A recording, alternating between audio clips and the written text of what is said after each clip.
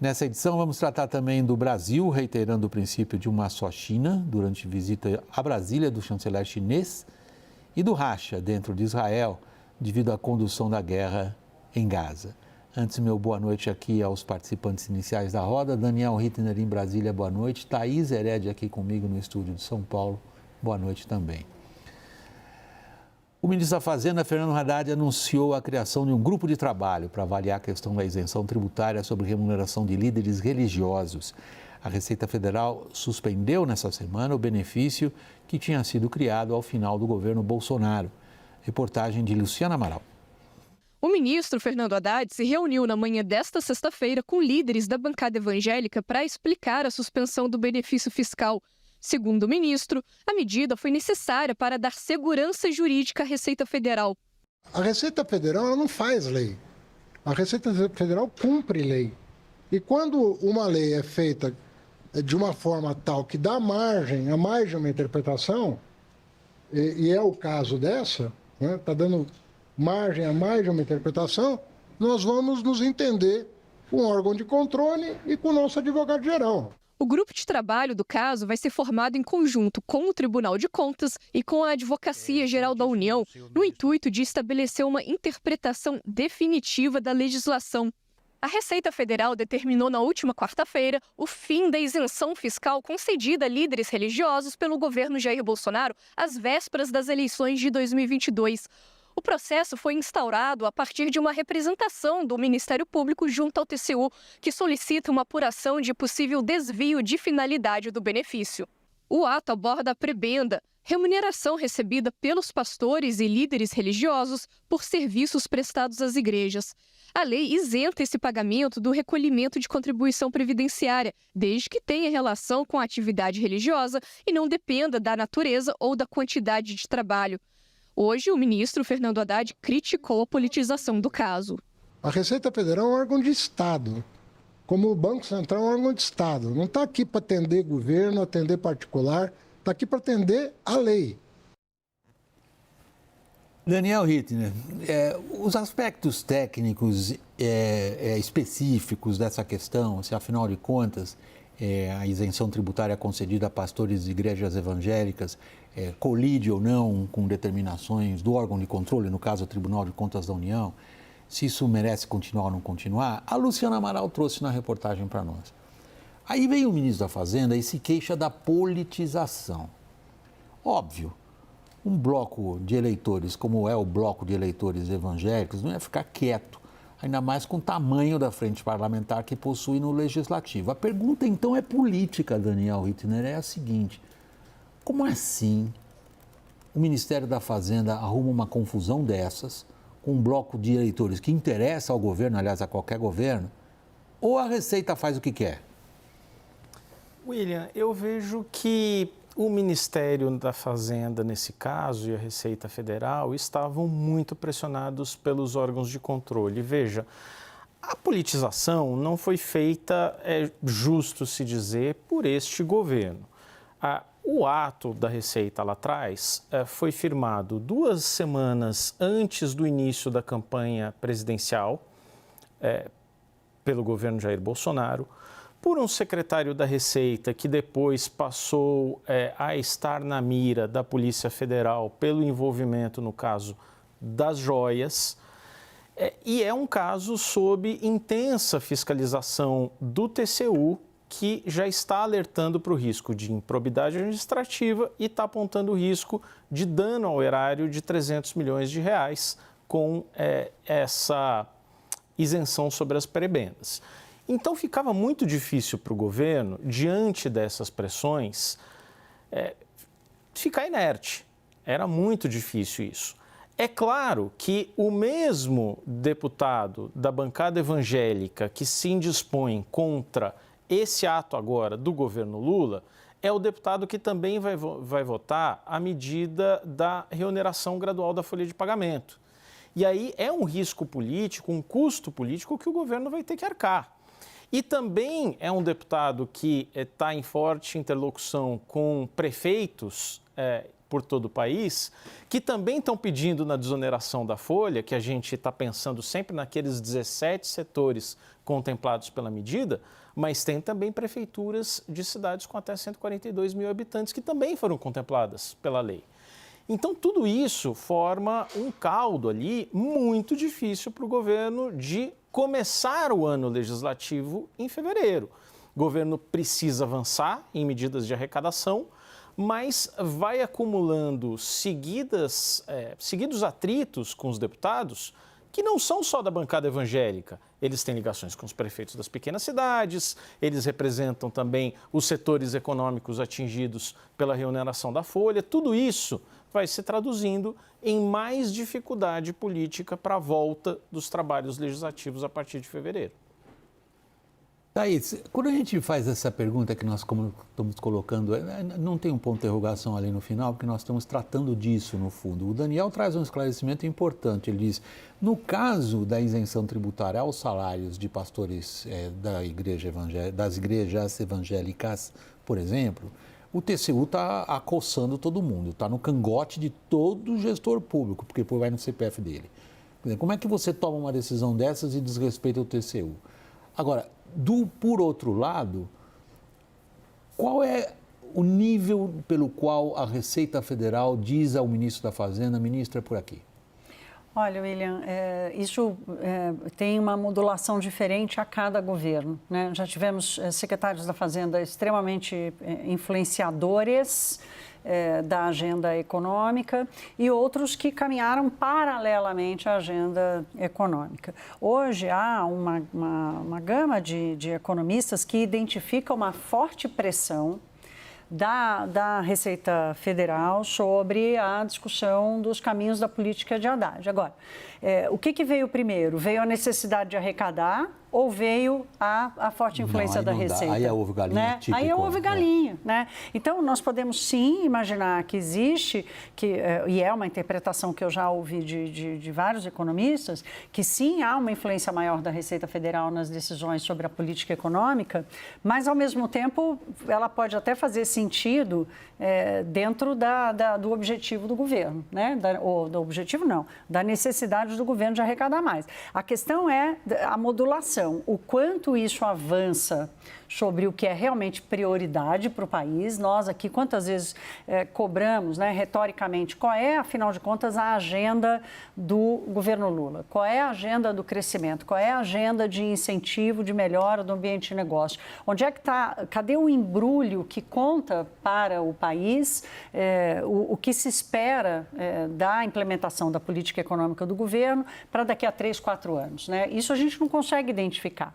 E é por isso que essa percepção de que a Receita Federal tem tido uma atuação mais forte na decisão da política econômica, ela cresce entre os economistas. Daniel, você fez essa ligação, por favor, se ia dizer, por favor. Não, veja um ponto, é porque você perguntava a Thaís, e eu achei excelente uma observação que você fez, gostaria de me ater a ela, porque você trouxe o quanto uma fiscalização ali por parte dos órgãos de controle, notadamente TCU, Ministério Público Federal, pode envolver funcionários, servidores públicos como da Receita e toda a burocracia estatal, né, o funcionalismo público, na pessoa física. Porque as pessoas que assinam atos hoje no governo e depois saem do governo continuam sendo responsabilizadas. E é curioso porque elas têm, em tese, a defesa dos advogados da União, da AGU. Mas quando elas são do primeiro ou do segundo escalão do governo, elas costumam ser defendidas também pelo alto escalão da AGU. Depois de 8 anos, quando passou o tempo, depois que elas vão para casa, vão para o setor privado, elas não são mais defendidas pelo alto escalão da AGU, elas são defendidas talvez pelo estagiário da AGU. E aí elas precisam ficar durante anos e anos, eu conheço casos aqui de servidores que respondem por 10, 12 anos no TCU por atos assinados em gestões anteriores. Então, é claro que o servidor da Receita ficará com medo de assinar qualquer coisa hoje, tendo o TCU no cangote. Obrigado pelo parênteses que você acabou de fazer, Daniel, que a gente conhece pelo título Apagão da Caneta. É a paralisia da administração pública diante daquilo que a gente caracterizou lá atrás no Brasil como uma tremenda leniência em relação ao gestor público, que hoje nós estamos, segundo alguns especialistas, na ponta contrária. Nós estamos com um tal grau de fiscalização em cima que ele gerou o apagão da caneta. Mas eu vou voltar ao outro ponto que você levantou na sua resposta inicial, que uma coisa é uma coisa, outra coisa é outra coisa. Não, senhor, você fez a ligação entre desoneração e a atual, vamos falar briga, porque é briga mesmo, né? Do jeito que está a briga dos evangélicos com a Receita / Ministério da Fazenda por conta desse refresco aí que eles tinham no cumbo do Bolsonaro no final do ano passado. Você ligou as duas coisas. Agora, como é que eles vão sair desse rolo? Porque o rolo significa achar um jeito com o parlamento no momento de estabelecer o que o governo quer é reonerar, e o que o parlamento não quer. Como que vai sair esse rolo? Então, William, observe que o governo já está acumulando uma série de agendas tremendamente conflitivas para a volta dos trabalhos legislativos, e aí a gente está falando de novo. Reoneração da folha, os outros aspectos que estão na medida provisória, ali, o fim antecipado do PERSE, aquele estímulo ao setor de eventos criado na pandemia, as compensações tributárias, todas matérias complicadas do ponto de vista econômico. Você tem ali também agora essa questão com a bancada evangélica em torno do ato da Receita. E você tem uma discussão também que está sendo muito pressionada pelo Executivo, pelos presidentes das duas casas e pelo Judiciário, notadamente pelo Supremo, que é o tema das fake news. Todos projetos complicados que tendem a paralisar, a contaminar boa parte dos debates. Isso significa que uma outra agenda econômica, por exemplo, você citou no Abre, a reforma tributária da renda ou a regulamentação por 3 projetos de lei que vão chegar já da reforma tributária sobre o consumo, ficam com menos espaço. Claro que podem tramitar em conjunto, mas quando você tem assuntos tão conflitivos na volta dos trabalhos legislativos e num ano curto, num ano que tudo precisa ser decidido no primeiro semestre por causa das eleições, você perde margem de manobra porque você precisa ficar apagando incêndios, como demonstrou hoje o ministro Fernando Haddad. Precisou chamar lideranças da bancada evangélica para conversar quando podia estar tratando, por exemplo, de negociações sobre reforma tributária. É nisso que dá. Bom, é isso que vem para cima de nós. O Daniel já botou a agenda que está vindo para cima de todos nós, todo mundo que paga imposto, no CNPJ ou no CPF. Os 2 grandes temas agora são os seguintes: aprovamos a reforma tributária, lindo. Agora, cadê a regulamentação? Aí que mora o... Isso muito mais ainda pega na pessoa física.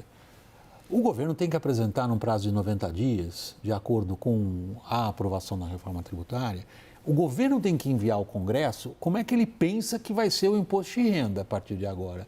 O que está se armando? William, eles não estão assim, com o deadline na cabeça, porque isso tudo já veio desenhado. O próprio Bernardo Api, que é o grande ativo do governo na discussão da reforma tributária, secretário especial para a reforma tributária, uma novidade que a Haddad fez na Fazenda, ele já vem, ele é o autor da PEC 45, um dos autores da PEC 45, que virou a reforma tributária. Né? E ele já tem uma visão geral sobre os caminhos a seguir.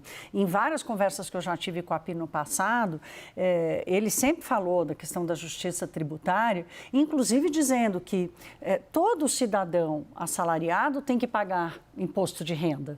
A questão é a modulação, de novo, né? A modulação, ou seja, quem vai pagar quanto. Então, hoje no Brasil, a modulação é muito mal feita, porque um sujeito que ganha R$5.000 vai pagar o mesmo imposto de um sujeito que ganha R$50.000. Então, a discussão da reforma tributária da renda, ela passa da renda da pessoa física, vai ser preciso fazer um alinhamento diferenciado para um país de renda média muito baixa. Agora, a Api, por exemplo, sempre defendeu isso, né? Por princípio cidadão, todo cidadão assalariado deve pagar algum imposto sobre a renda. Agora, que tamanho de imposto, em que modulação, em que situação? Ótima questão, Thaís. O segundo ponto, só aqui para fechar, do imposto de renda sobre pessoa jurídica, aí é uma coisa que também o Brasil precisa mexer, porque o Brasil perde competitividade pela forma como o imposto da pessoa jurídica é cobrado, é muito alto. Isso tira competitividade. Agora, para mexer nisso, o governo vai precisar fazer uma fórmula de cálculo muito boa, porque ele não pode perder. Ele não pode perder a arrecadação, então precisa ser uma reforma, assim como foi a reforma do consumo, que mantenha a carga tributária onde ela está. E aí é que vai estar a grande dificuldade. Eu puxo para o lado político, Daniel. Se a gente pega esses exemplos dos quais estávamos tratando agora no início dessa edição do WW, briga com os evangélicos, eu não estou entrando no mérito da questão, briga com todos os setores que acham que a desoneração da folha de pagamento deveria continuar. De novo, não estou entrando no mérito da questão. Mas quando entrarem na questão do imposto de renda pessoa física, está programada uma briga monumental com uma classe média de alta influência eleitoral? E aí a gente pode pensar um pouco como algum tipo de benesse tributária dada em algum momento, como no caso agora dos líderes religiosos com as suas prebendas, fica tão difícil de tirar depois. Como é que a gente conecta com esse assunto que a Thaís acabou de trazer? Ora, se a gente vai discutir reforma tributária sobre a renda, vamos discutir dividendos, que hoje são isentos. Vamos discutir o Simples Nacional, que vai ser muito difícil de mexer e também representa uma baita renúncia tributária. E temos que discutir também deduções do imposto de renda para despesas de saúde e educação que beneficiam principalmente a classe média. Então, esse episódio, né, das lideranças religiosas mostra como é difícil você entregar alguma coisa e depois tirar. E eu incluiria ainda nessa agenda do primeiro semestre, que precisa ser resolvida, está na PEC recém-aprovada, aprovada em dezembro, a reforma tributária, a regulamentação da reforma sobre o consumo. E tem alguns temas ali que estão totalmente abertos. A história da reforma tributária sobre o consumo não acabou. Vai ser preciso regulamentar os regimes diferenciados, sistema financeiro, construção civil, por aí vai. Vai ser preciso regulamentar o cashback, definir cesta básica, definir como vai ser a aplicação do imposto seletivo, o quanto vai valer para petróleo, mineração. Então, tem uma agenda bem pesada para o primeiro semestre e as discussões que se avizinham, que são meramente políticas, colocando atores políticos em conflito, são muito densas também e podem tirar foco dessa agenda econômica. Eu queria chamar a atenção aqui, porque a gente há dias debate, há semanas, né, que a gente fala da questão do fisco e tal, da questão fiscal. Tem muita coisa que faz sentido fazer. Por exemplo, por que a classe de líderes religiosos tem direito a uma isenção sobre um pagamento, e é uma briga que a Receita, uma fiscalização que a Receita Federal faz há muitos anos, tem quase R$1 bilhão de multas já aplicadas pela Receita Federal, no caso de despesas ou de recebimentos dos líderes que não foram comprovados como mandaria a lei, como uma prebenda, e sim como distribuição de lucro e tudo mais.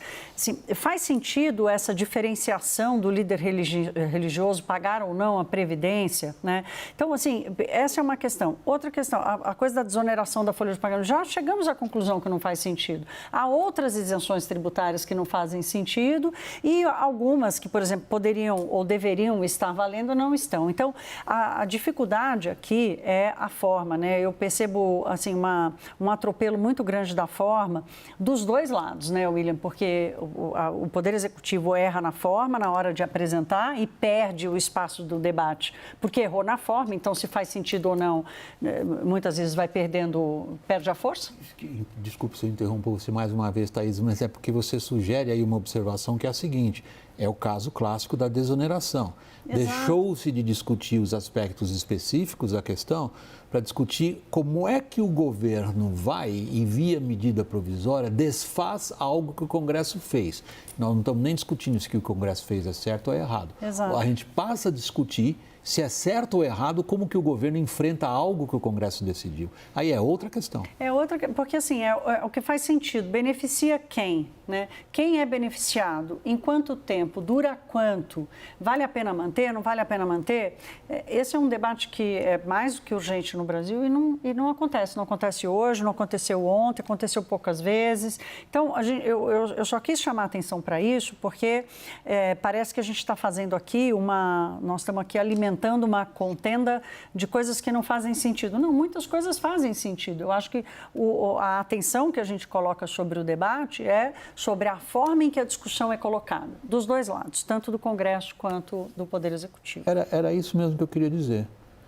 Assim, a gente, do jeito que está a política no Brasil, ou como é feita a política no Brasil, acho que essa é a melhor expressão, a gente não consegue discutir o caráter intrínseco de questões, seja essas questões, se digamos, como você mesma levantou, por que líderes religiosos têm direito à isenção em cima dos seus rendimentos? Por que setores empresariais podem ter isenção no caso de recolher previdência? A gente sai disso e a gente fica só girando em torno de como que a política é feita. Thaís, muito obrigado. A gente vai para o intervalo. Eu sei que você na próxima etapa não vai estar aqui nessa edição de hoje. Eu estou saindo nas férias agora no final de janeiro, a gente se volta no dia 29. Muito obrigado. Segunda-feira vou sentar aí na sua cadeira, a maior responsa. Maior orgulho meu ver você fazer isso. Muito obrigado, Thaís. Bom programa para você semana que vem. Daniel, a gente daqui a pouco volta do intervalo e aí o assunto é o Brasil, reforçando o princípio de uma só China durante a visita do chanceler chinês a Brasília. Até já.